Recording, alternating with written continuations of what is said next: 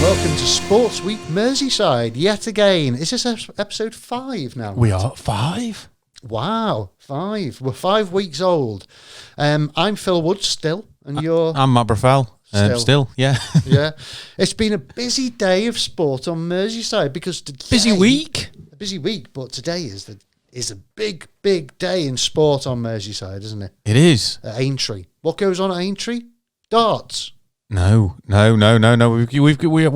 the day that Liverpool becomes the focus of the equestrian industry. With no crowd though, so there's no scousers with hats. No, and there's no ladies there, isn't it?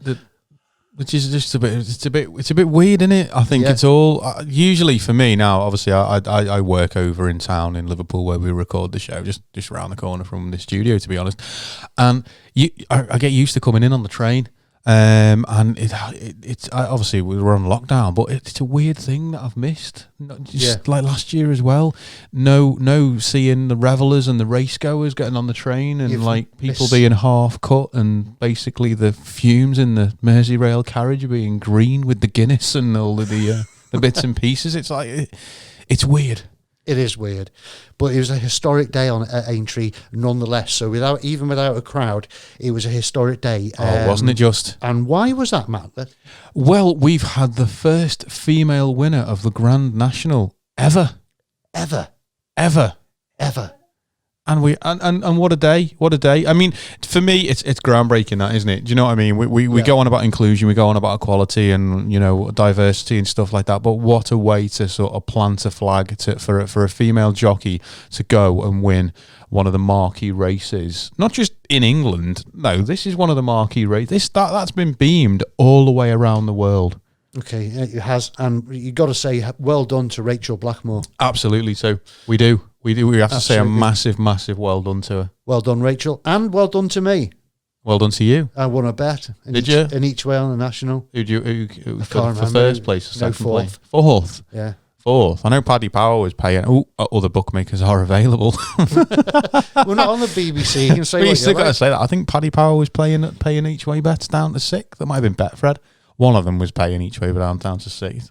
I didn't have a flutter this year, to be honest. Down to 4th, but was, it was a horse that's been in the top 3 for 5 out of the last 6 races, and I thought, you know what, an each way bet on that sounds about right. Yeah. So I did it, and I got it. Yeah, well, it's good. And then we go on to things that have been interesting about this week and today. So Liverpool had a week in the European Champions League. Didn't they just? It was a bit of a funny one, wasn't it? Because they absolutely, because we recorded the show pre-Arsenal. Yeah, we said 2-1, didn't we? I said 3-1. Did you? I did, and it finished 3-0. So I was close. I think I'll take that one. I'll take that. Stick that on as a win. Can. But that was an awesome performance by Liverpool. Oh, they pull them to the sword, didn't they? Then they go to Real Madrid and they look like Dover. It was definitely weird to see it's Liverpool's season. It's the Jekyll and Hyde season. One day Dr. Jekyll rocks up, next day Mr. Hyde. Yeah, it's bizarre. And today they had Aston Villa. They did. Bit of revenge for them today. Yeah, they wanted revenge. But they went 1-0 down. I was watching it. And yeah, I was. I had my laptop with Tranmere and the telly was Lucky you. I've spent the time ripping up floorboards in my daughter's house. Have you ever tried to watch 2 football matches at the same time and try and pay attention so you can talk about it later? Yes. It's very hard. It is, but Sky have that wonderful in-screen. You got a split screen thing on Sky. Again, Sky, all the broadcasters are available, but Sky have that multi-screen thing, so you can literally have in-vision. So if they've got a couple of games on, every now and again, you give the screecher a click on the old red button, and you can watch two things. All right, no, I've not done that, but it was an interesting one because Liverpool absolutely dominated that first half.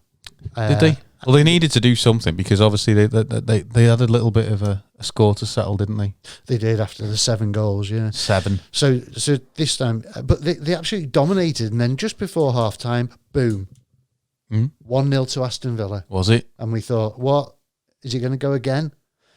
But then Firmino goes up the other end just before half-time, scores what I think was a perfectly good goal. However, Go on. according to VAR, Yeah. there was a finger offside. Well, it wouldn't have been a finger. Well, it literally was. Or a fist. Can't be his finger or his fist. It has to be a part of the body that can legitimately score a goal. So it must have been his knee or his thigh or his ankle or his shoulder. They were behind. He was like that. So is his armpit, was it? And where they did the line. No, the line was there. Where was his knee? His knee was behind. So it was like that. So he's trying to run. Yeah. But it was his arm. When they put the lines across and they showed you, it was his arm. So it may have been further up his arm. I'd like to see the freeze frame of that one. Yeah, you should. It was for me. It was one of those things. You know, the VAR is a great thing, I think. But I just think to me, obviously I'm an amateur football referee and then amateur futsal referee. So I, for my sins, often support referees and can look at things in a very different way when I'm looking at a game and stuff like that. Be careful what you wish for, because do you know what? This is the thing for VAR is like chickens coming home to roost for me, because these Premier League managers and Premier League players and all of the fans were lambasting officials and saying, "Oh, it's disgraceful. They need to get these decisions right." And and it's wonderful. I'm getting on my soapbox now. I'm sorry. I'm getting on my soapbox. Okay. I'm getting it out. I'm going to Levers. I'm getting my soapbox. I brought it from Port Sunlight today. No, the thing that makes me with this, that really riles me with it, is there's constant criticism. As referees, we get one view, just one, from these cameras here. Yeah. And we get it from the angle that we're stood at on the pitch. Yep. Now, we do hours worth of training, and I, obviously myself, futsal, not so much grassroots football, to get ourselves in the right position, but we get one take in real time, at full pace, from our angle, and we give the best decision that we can. But that wasn't good enough for the prima donnas and the Premier League and all of those managers. So they wanted VAR in, and now they've got VAR. What are they doing? They're whinging that VAR, don't like VAR, it's stopping the game, it's killing the enjoyment. Well, do you know what? You voted for it, you wanted it, you've got it, deal with it. Wow. There's enough soap in that soapbox to clear COVID for the next 15 years. Deal with it. They were going on about, these are £1 million decisions. Well, now they're getting right. Yeah, you're going to get offside by a mosquito's wing. Yeah. Tough. Yeah, fair enough. Fair enough. For me, watching it, I was just like, what? When I saw them do the line. Yeah. But you know, I think the misunderstanding with the offside is a lot of, I'll do my bit here where I can do to sort of sing the praises of VAR. Is it perfect? No, we've not got it perfect. We didn't have it perfect in the World Cup. We haven't have it perfect in the FA Cup. We've not got it perfect pre-season. We've not got it perfect at the moment. There's room for improvement with it. But the two things that VAR absolutely, there's no grey area with it. Offside is one of them, because you're either offside or you're not offside. There's no clear and obvious error with that. Clear and obvious errors for the subjective stuff, like was it a foul? Was it a push? Was it a penalty? Was it a red card? Was it mistaken identity? Anything that's like that is subjective, or has the ability to be one person's opinion slightly different. Offside, you're to the letter of the law, you're either off or you're not. So there's no clear and obvious error with that. The same with goal or no goal. It's either a goal or it isn't. There's no clear and obvious error with those two. And that's one of the big misconceptions that's out there, because people say VAR was brought in for clear and obvious error. It's not clear and obvious if you need to put a line in. I agree with that. I do agree that it's gone too far in terms of, sort of, it's taken the human element out of it. A human cannot possibly get a human, unless you're obviously Darren Chan, because he can. And a human can't see some of the stuff that they're looking at, because they've got these cameras that are literally analysing the footage and getting down to I think it's something like 6 millimeters. That's the margin of error, 6 millimeters. The problem is, for me, when I saw that today, the thought that was in my head, and tell me if I'm wrong, but the game itself is filmed in 3D. Yep. Yes. But the way they do the lines when they're trying to see if they're offside is 2D. Okay. So the picture is a 3D picture, but the lines is done in a 2D situation. So there's no cameras above. And this is where the problem is, because a camera from the side can't legitimately tell where that player is, by doing a 2D line. It depends where the camera's situated. Yeah, but they're all calibrated, aren't they? So it's a little bit like the goal line technology. They take different shots from different things, and it's all properly, which is why it's in the Premier League. It's the expense with it, the Hawkeye system that's there. Everything's calibrated to fine margins. You ever seen those chartered surveyor fellas out with the sticks and the bits and pieces? We're talking that type of level of, sort of technology where they're sort of like literally down to minute details, and it's all properly done in the same way as they do it with Wimbledon, and they can do those bits and pieces, and also the cricket as well. So these guys know what they're doing technology wise, and the way they analyze some of the software that analyzes it. It's pretty. I mean, to get something within, I'd say 6 millimeters. It might be less than 6. Tiny margins. So we'll move on from that because someone's taking your soapbox now. So sorry. Yes. Well, he needed it to wash their hands. So we'll move on to Tranmere and their week.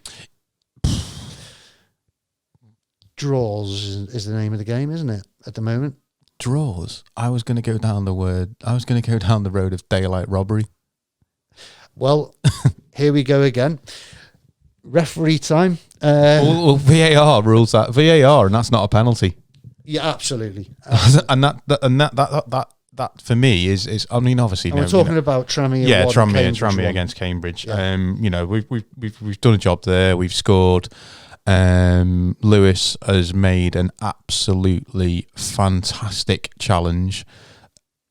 I mean, as an amateur referee, the first thing I'm looking at is ball. One of the things you're told is like, if there's a coming together, have a look at which way the ball goes. Yeah, because the ball, the players converging on the ball, the way the ball goes generally gives you a clue.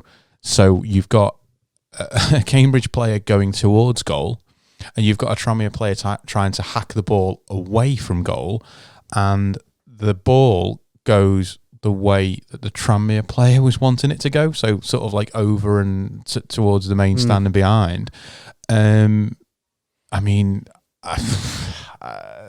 we've been done twice against them, haven't we? Let's face facts. We had that one chalked out for offside that we got a letter from the FA saying, "Oh, we're awfully sorry. Upon review of the decision, it would appear the officials have made a mistake and the goal should have stood."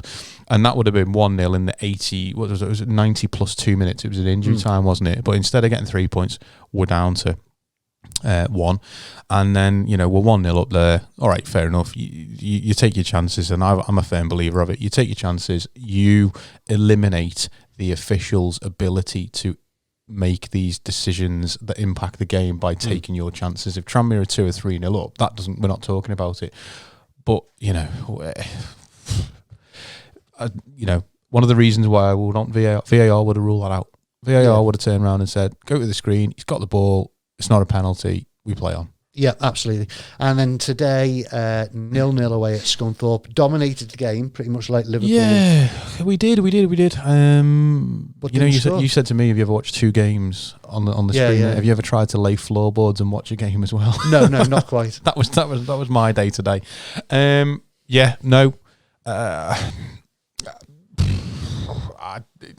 Better finishing, a little bit of luck in front of goal. We take 3 points there. So there's only one team trying to play football. One team was hanging on. Yeah. One set up to play defensively. Tranmere were playing all the football. Some of the football was, at times, it was championship level. Yeah. It really was the way some of the way they're knocking it around.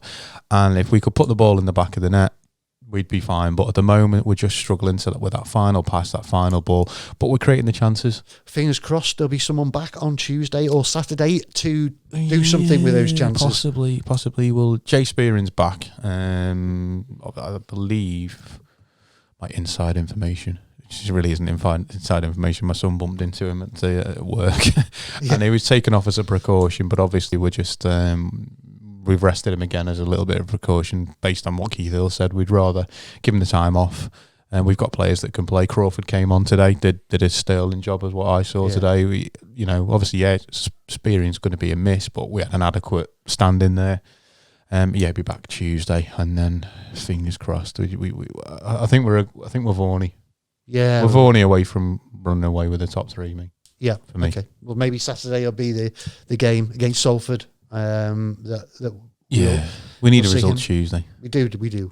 Let's see what happens there. So what have we got coming up today? We talked a lot. We digressed a little bit. We haven't even talked about Everton's 1-1.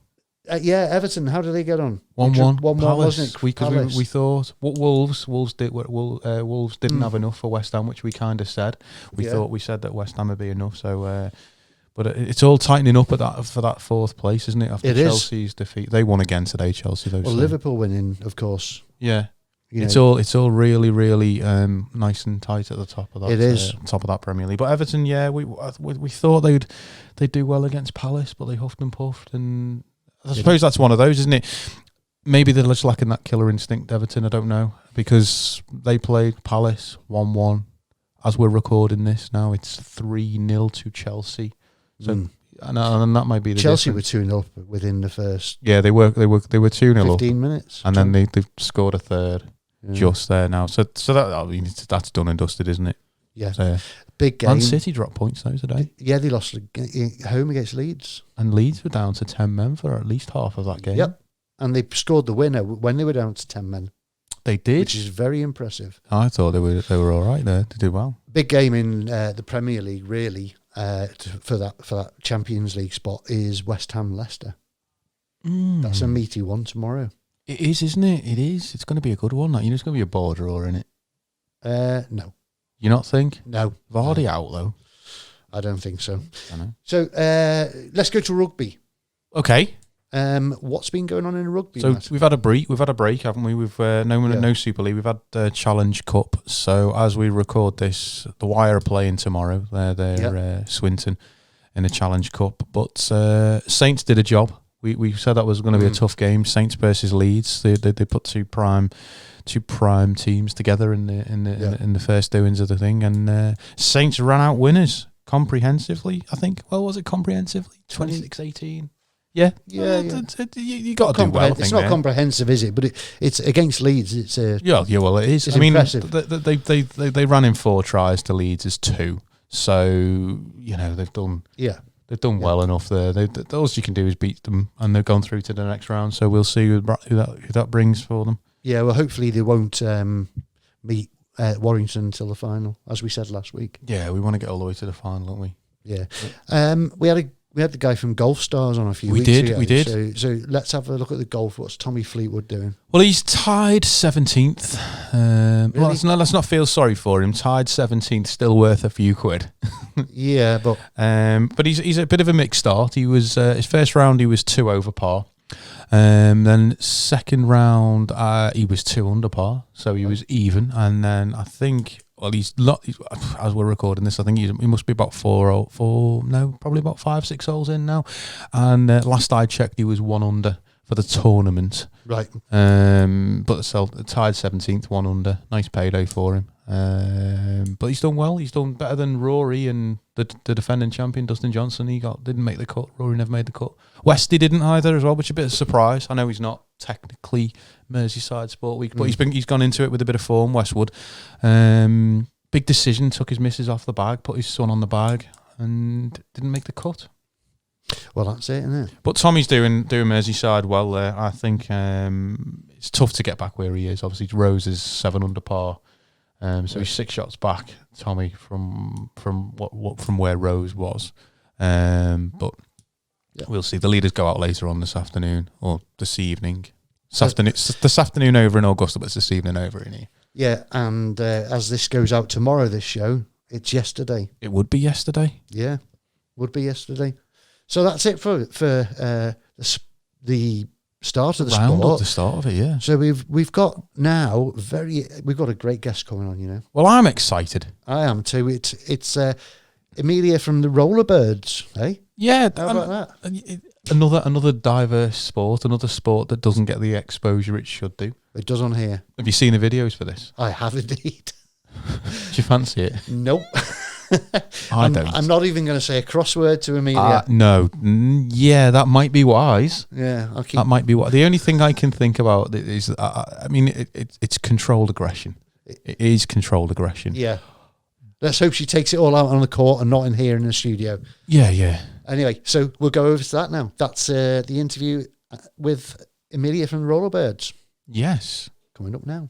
Okay, so today in the studio we've got Amelia from the Rollerbirds, chairwoman this year, correct? Yeah. Yeah, and you're from the Liverpool Rollerbirds, which is a roller derby. So can you explain a bit more about the setup, what it's all about? Yeah, so we're a roller derby league. All of what you'd normally have as your teams in other sports, I suppose, we call leagues. So within our league, there are 3 teams: our A team, our B team, and our C team. Okay. So we compete against other leagues in the Northwest, across the UK, and sometimes internationally when we're lucky enough to be invited to play internationally. Oh, cool. So when did you get into rollerbird? It's not rollerbirding, is it? Roller derby? Roller derby, yeah. Yeah, roller derby. So I moved to Liverpool 5 years ago and had no mates, didn't know anyone, and I've always wanted to try roller derby, but there's always been an excuse, like the training ground is too far away, or it's an expensive sport to get into, which it still is, and which is a problem within the sport that we try and tackle. But there's always been an excuse and a reason not to. And then I moved to a city and didn't know anyone and thought, if I want to make friends and if I want to do something new, this is probably the opportunity to do it.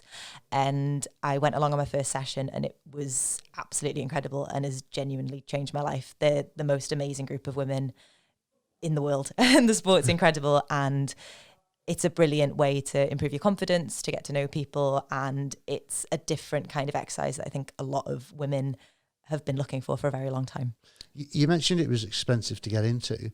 Tell us a bit more about how much what you need to get into roller derby. What do you actually need? So before anyone's allowed to even get on the track, just from a safety point of view, you have to have a helmet, you have to wear a mouth guard, you need wrist guards, elbow pads, knee pads, and skates, importantly. Mm-hmm. All of those things are very expensive. They can be bought kind of anywhere along a spectrum that can be from a couple of £100 to thousands of pounds if you're looking at the kind of highest end setup for every single bit of kit and all your different wheels and all your different kind of modifications depending on what track you're playing on and what you're doing and what kind of a skater you are. So all of those things can be very expensive, and roller derby leagues like ours try and combat that by having skates and kit that we can rent out to skaters. Okay. So we try and make it a bit more accessible in that sense, but I think it is still a barrier to a lot of people entering the sport. And certainly when I wanted to look to get involved in the Rollerbirds, I needed to know that there was kit I could rent before joining, because you really don't want to spend £170 on something to go once and decide, actually, that's not for me.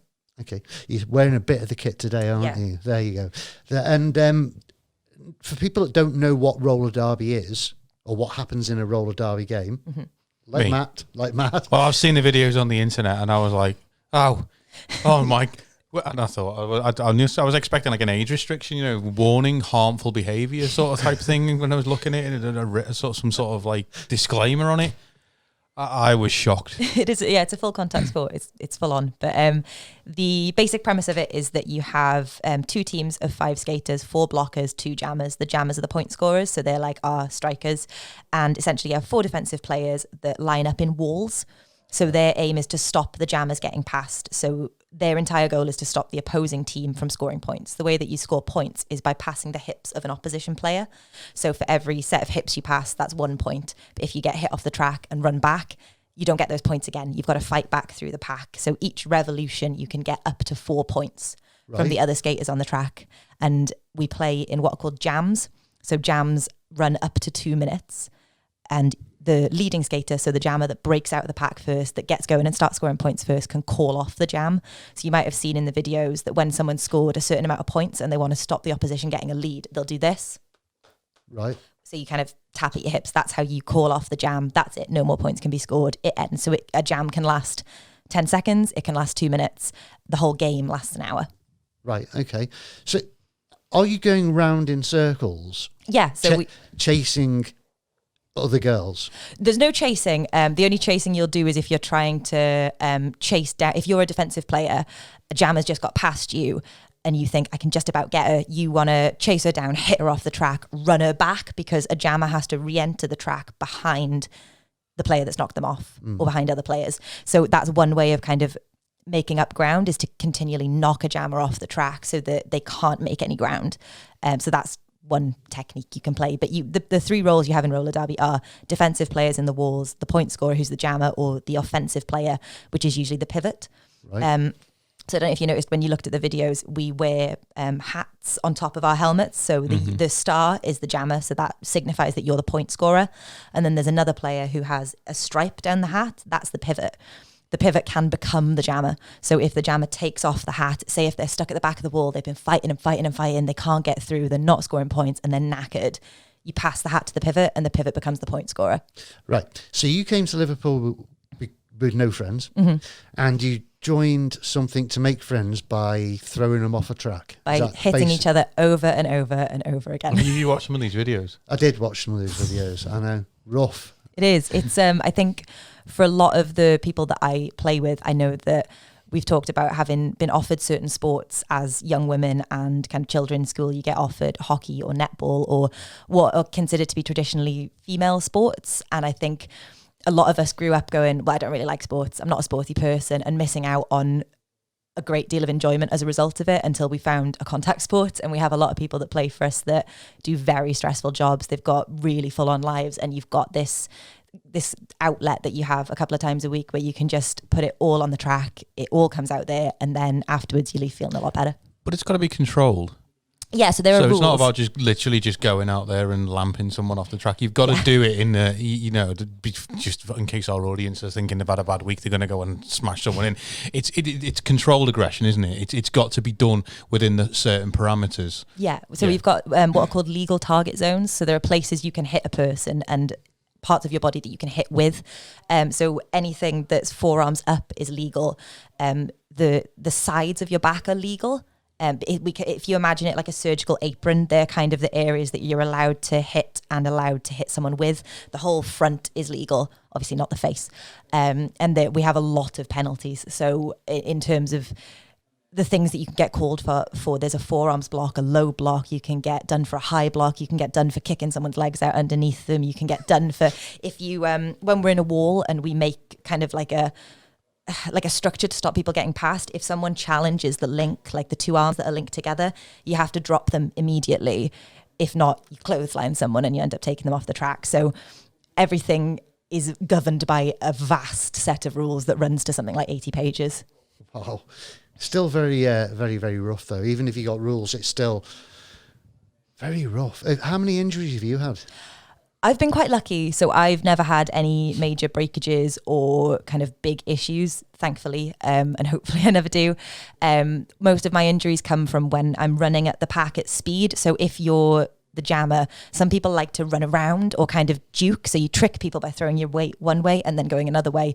I tend to just smash into the back of a wall as fast and as hard as I can, because a lot of the time, if they're not ready for it, they'll fall apart or they'll kind of have to brace, and then you can go another way. And it just depends on what kind of a skater you are.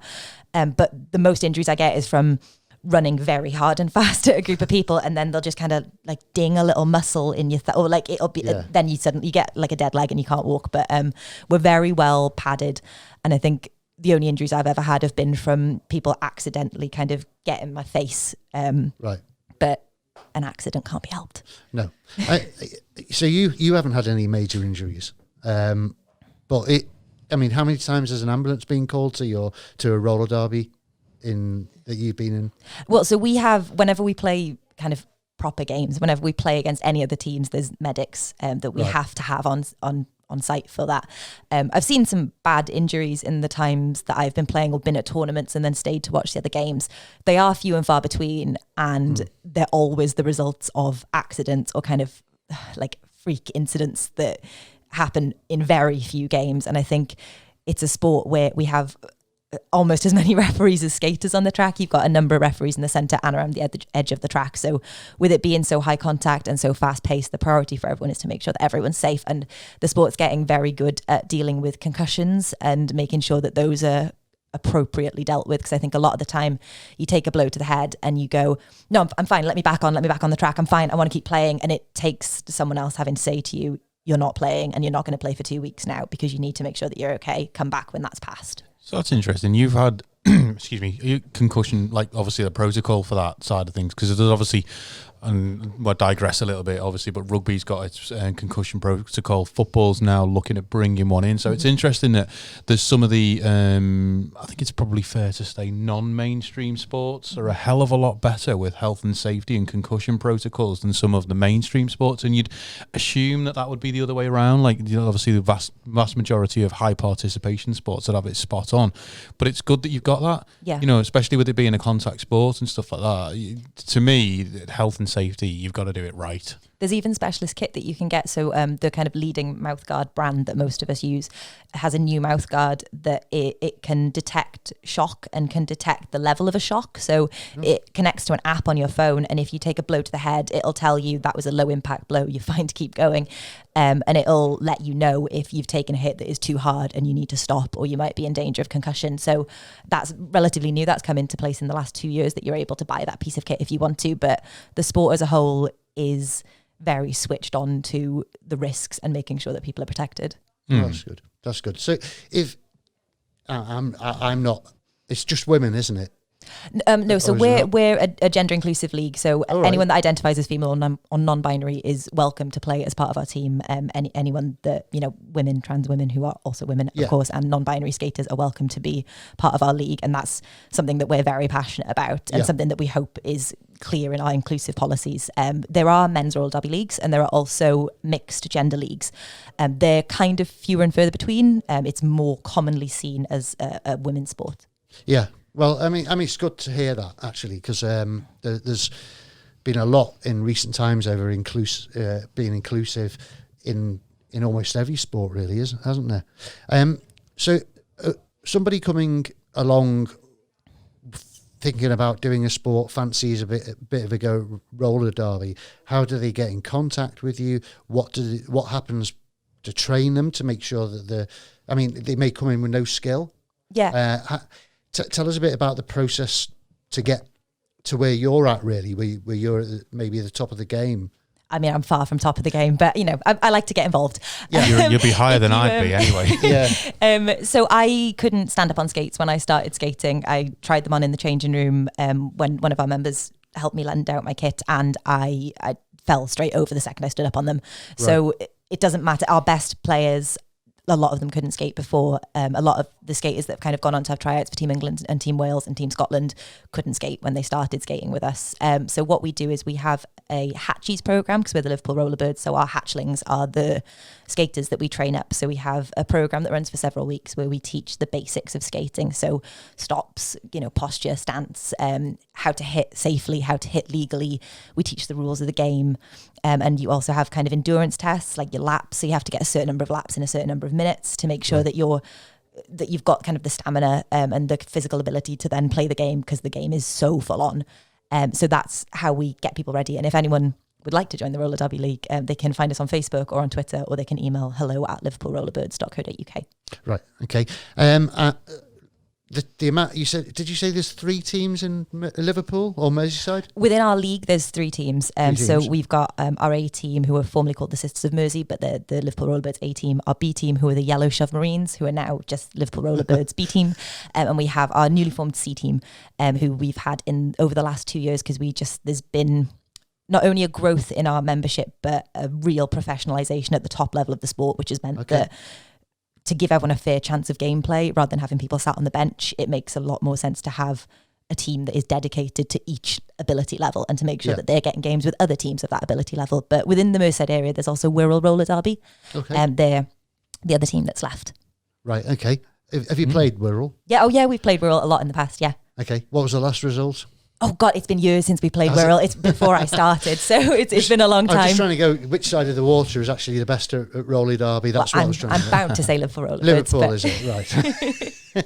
So how long have you been playing the sport? It's been about 5 years now. About 5 years? Yeah. And which team are you in? I'm on the B team, but I have an A team invite, which I'm very proud of, which means that I'm allowed to go and train with the A team to try and get a bit better, basically. Oh, wow. So you've gone in 5 years from falling over on your skates to making other people fall over. Yeah, that's the joy of roller derby, is that you get some people that come along that look like they were born with skates on their feet. They're just naturals, and they're fearless, and they are brilliant at it. And I imagine that's the same for every sport. But I think for most people, it's graft that gets you to that point. Right. Okay. And how many times a week do you train?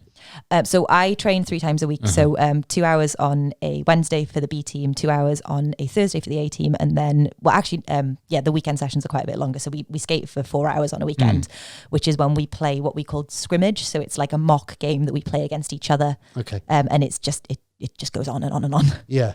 Okay. And if I wanted to go and just watch, obviously, given that we're all in sort of social distancing and not about indoor sports at the minute, but regular, back to normal, fingers crossed when we get there, where do you go and watch? How much does it cost to get in? We're very reasonably priced. So it's at Greenbank Leisure Centre whenever we have public games. So our scrimmages are usually private and they're just within the league.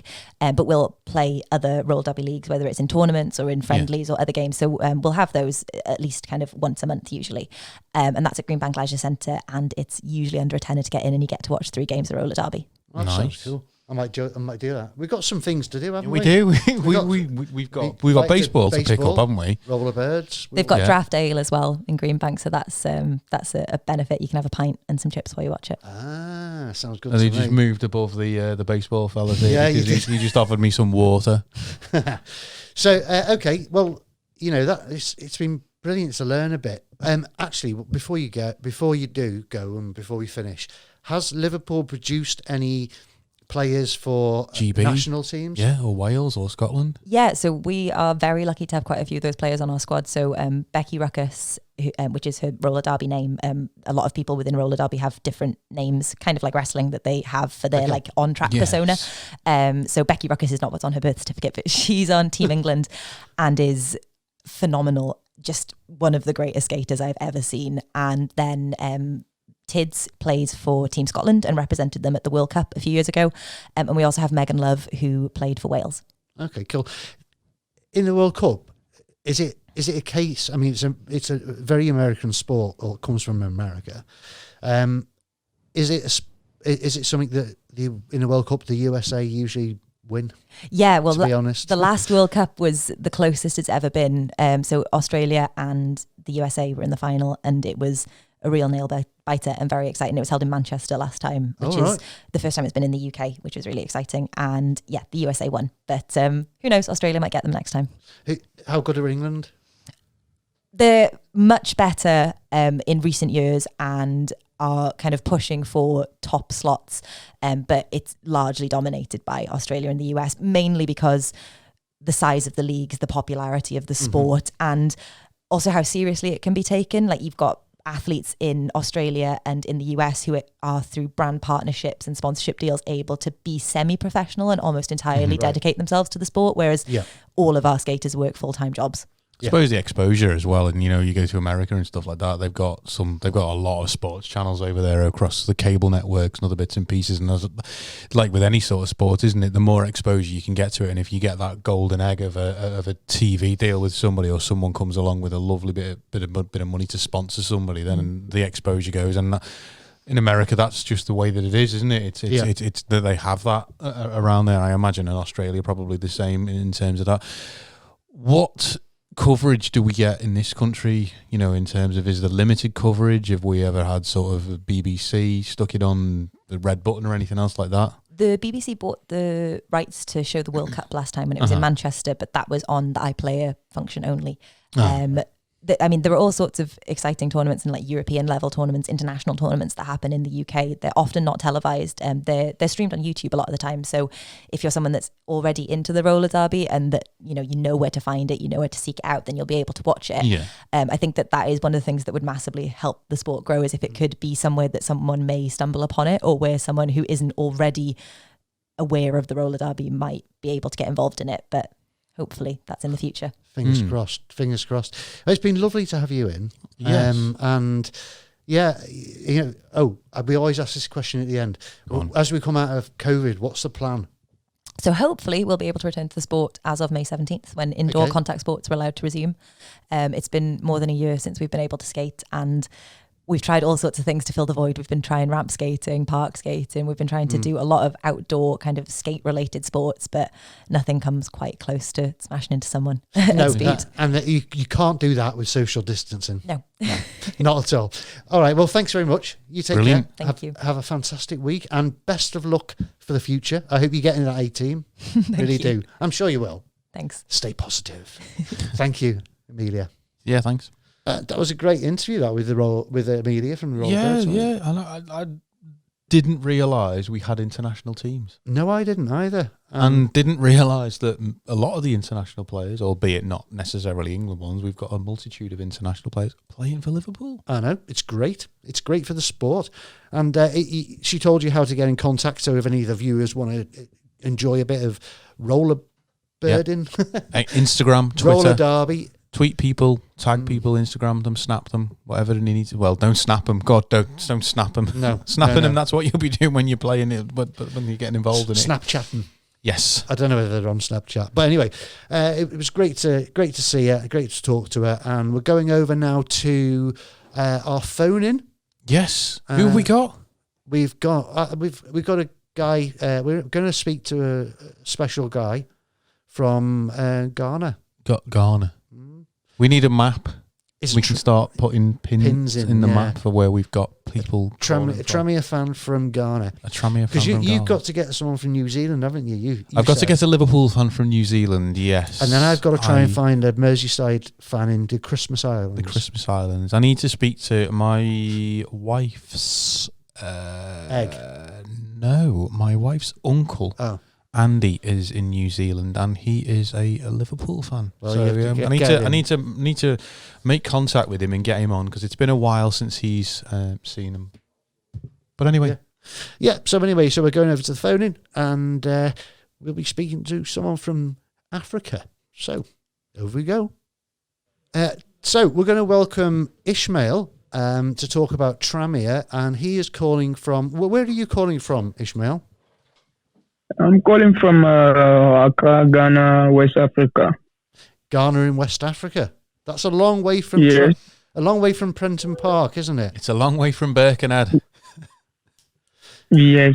So what made you support Tranmere? Yeah. Actually, all started in 2019. Yeah. I met one man on Instagram. Tranmere Rovers fan. Me and I was chatting with him about the club. Actually, my main aim was just to see how best I can get the opportunity to play the club. Yeah. But as the talking goes, I was thinking maybe he could have an opportunity to the club so that he can link me to the management. Okay. But he was sincere to me and said he's just a media man. He has no access to that. So we were chatting. He was posting Tranmere Rovers, their match updates, their transfers updates for me. So I started to follow them on Instagram. Okay. So yes, when I was following, that was last season. We were playing in League One. Okay. So they starting at the beginning, things were not right because the matches we were losing and our position wasn't good at all. Okay. But at the end part of the season, we were trying to escape the relegation. I could remember we won some consecutive matches, and that would have made us escape the relegation before Corona came to set in, and everything was cancelled. Yeah. And the FA took a decision which I wasn't happy up to today. Yeah, no, And that decision relegated us to League 2 now. Yeah, we weren't happy with that. We weren't happy with that, were we, Phil? No, not at all. Still hurts. It was wrong. It was abysmal. But let's hope we can go up this season. What do you think, Ishmael? Are we going to go up this season? The club. Yeah. Do you Actually, this season, our hopes are high. We are hoping to get back to where we belong to. That's League One. Yep. But as of now, the club performances, although we have injuries worrying we have injuries worrying our performances. We play 7 matches now, only one win we recorded, and that is not good for us as a club seeking for promotion. And I hope our coach will do something to improve the team so that we could get back to where we belong to. Do you think it's a funny league this year, though, Ishmael? Because although we have only won 1 in 7, and I'm a Tranmere fan, and Phil's a Tranmere fan as well, we weirdly no one. It's like nobody wants to get automatic promotion except for maybe Cheltenham, because everyone else is no one else is really tearing up any trees as well. Well, possibly Bolton.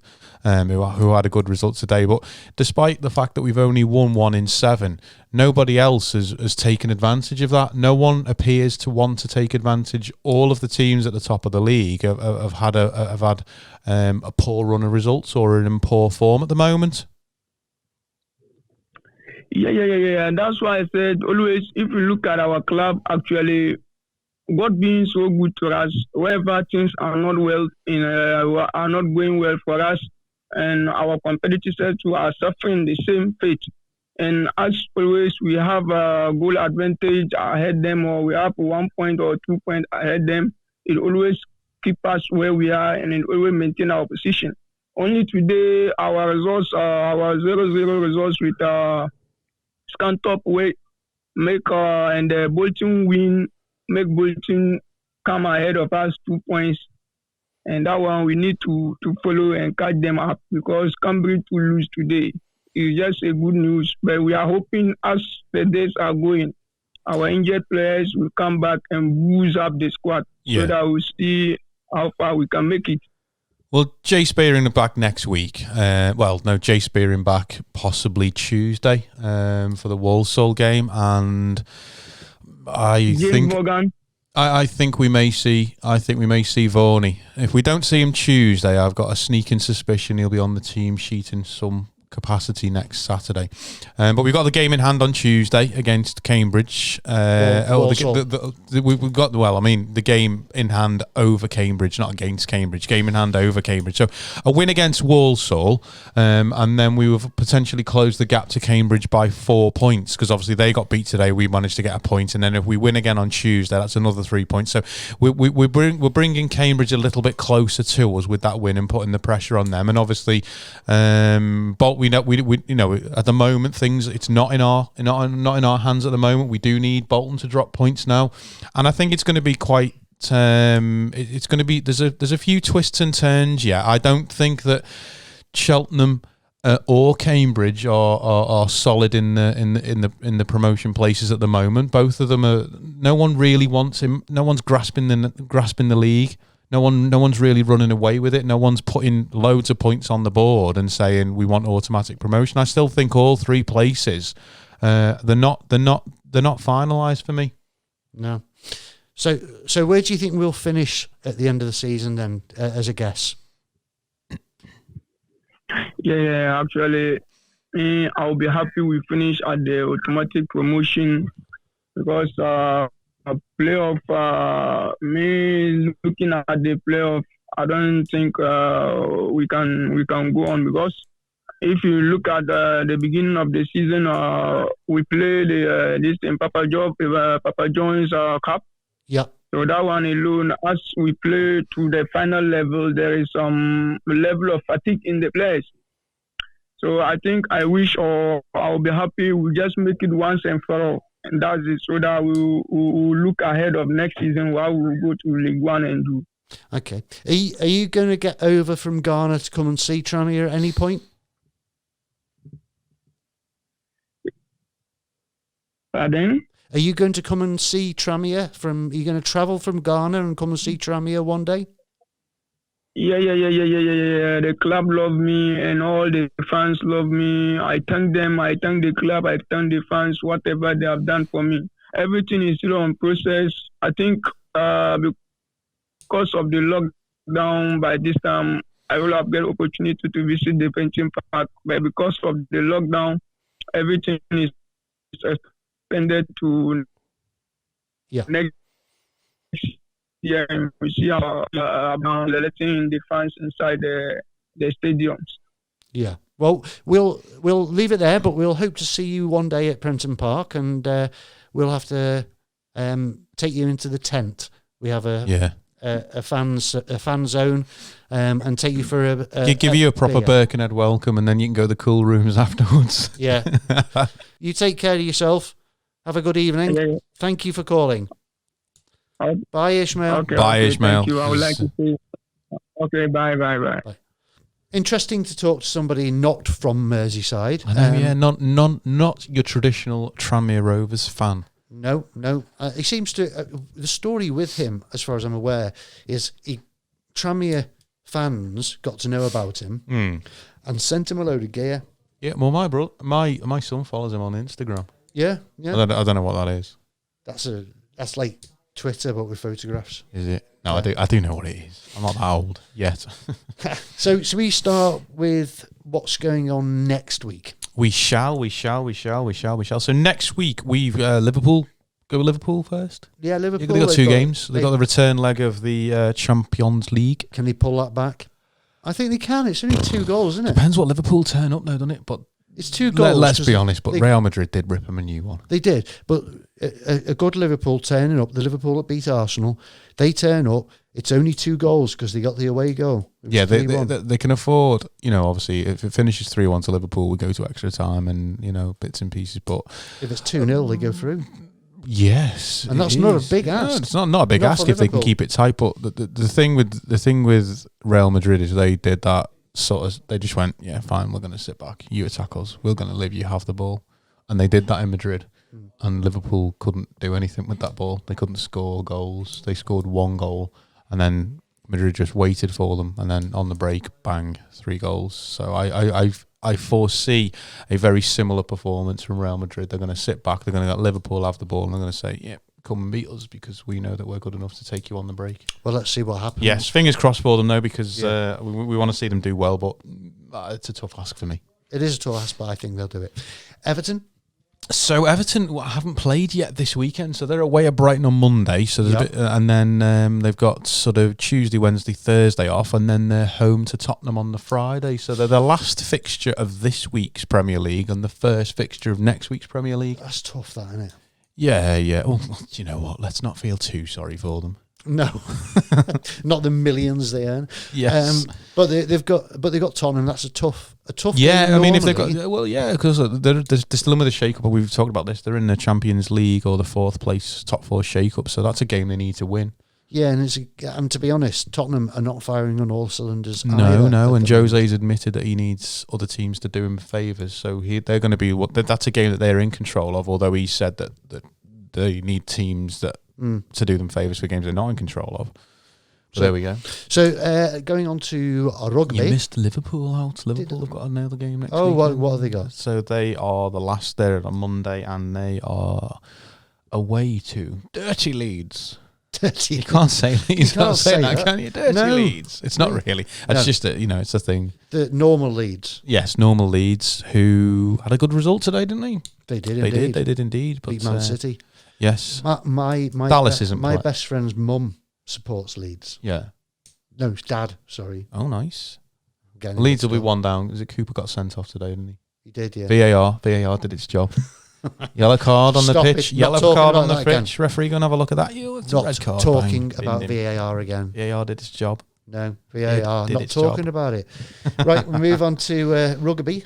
You missed Tranmere. Oh, I keep missing things, don't I? You do? Yeah, go on. 2 games for Tranmere Rovers this week, and Walsall. Yes, we've got Walsall away on Tuesday. Can we do it on a cold Tuesday night at Walsall? We'll be able to answer that question. And then next Saturday, before the show gets recorded, we are home to Salford City. I will be there. So I'll be come here reporting it. No need to direct. Rub it in. No need to rub it in. So yeah, but this time next week, we will Tranmere will have 4 games left of the season, and we'll have a good picture. So fingers crossed that we take 6 points. We could be doing okay. It's a big week. Big week for all Merseyside football, really. When you think about it, it is. So what we got? Super League. Super League. Super League, we are back to Super League. So Saints at home to Shaky Wakey, or are they at home? Because it depends on where we're playing. I think we're doing that multiple go around the grounds and play all the fixtures on there. So Wakefield. Saints versus Wakefield Trinity Wildcats. So that's Thursday, I think. Thursday, Friday. Warrington. Warrington Sunday. Who are we playing Sunday? Hull. Okay. Hull. Okay. It's away to Hull, but it could be away. It will be away, but whether it'll be at Hull's ground, I don't know where it is. I've lost track of where they're playing them. So let's have a look at the Premier League. Yes. And it's quite clear, isn't it? Liverpool and Everton have got such an opportunity. Absolutely so. But a lot depends on the result with West Ham and Leicester, really. Because if West Ham win that game, then they're going to... Liverpool need a Leicester win, don't they, really? They do. Let's be honest. The Leicester win... but I can't see it. I don't know. It's a funny one, isn't it? Because it's almost the lesser of two evils. I mean, a draw wouldn't be disastrous, because then that'd sort of keep Liverpool on 52 points. Leicester would be on 57. West Ham would overtake Liverpool on 53. Liverpool would drop into it. So a draw's not disastrous. But then it's one of those, what do they want? Do they want a Leicester win? Do they want the top three? Obviously, the top two are gone. They're not going to catch Manchester City. They're not going to catch Manchester United. So it's one of those. Liverpool. If it's better probably that Liverpool turn around and say, actually, do you know what? We're just going to go for fourth. Let Leicester go ahead and run away, beat West Ham, and then Liverpool effectively stay in fourth. But then it's the destiny's in their own hands. Then, isn't it? It is. And Everton the same. Really, they've got a big week on. 2 wins would put them right in there. Well, yeah, because they're yet to play, so they can effectively go to 50 points if they beat Brighton, and then if they beat Tottenham, they can go to 53 points, and that'll put the pressure on Liverpool, because they can effectively go above Liverpool into that 4th place, and providing results go well for them, and then Liverpool don't play to the Monday. Yeah, well, there you go. So League 2, Tranmere down to 4th. Bolton just ahead of them. Is it 2 points ahead of us now, or 1 point? Well, they're now 2 points ahead of us. Right. Sorry, 1 point ahead of us.